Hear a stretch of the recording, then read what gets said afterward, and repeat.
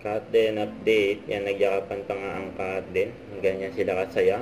Dahil nga 2 days pa lang, naka 155 million na yung kinita ng movie nila. Grabe yun. Ayan, nasa bigaw pa nga, oh. Yung cut din, oh. Diyan sa parking lot. Ito yung highlights ng pag-iikot nila sa mga sinihan. Sa SM North. Ayan, saya ng dalawa.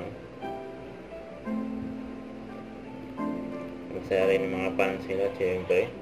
Mga Kaden fans. Mga fans ni Allen sa Catherine.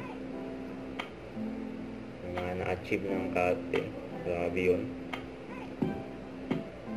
Tataas pa lalo yan ngayon, payday. Non-stop ang kanilang pag-iikot sa mga sinihan.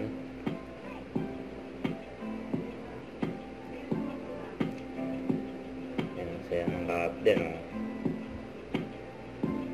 Masaya din mga fans sila. Siyempre, hindi nila akalain makikita nila ang Kaden sa sinihan. May surprise visit sa mga cinema ngayon po. Ang ganda talaga ni Catherine. Nagkaroon din ng special screening ang Kaden.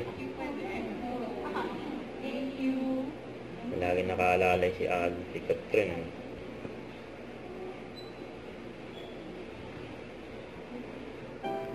Yan po, hanggang sa escalator, oh.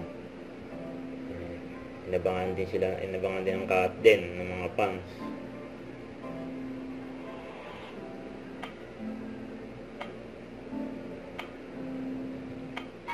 Ayan, inatid na nga ni Alden si Catherine sa van.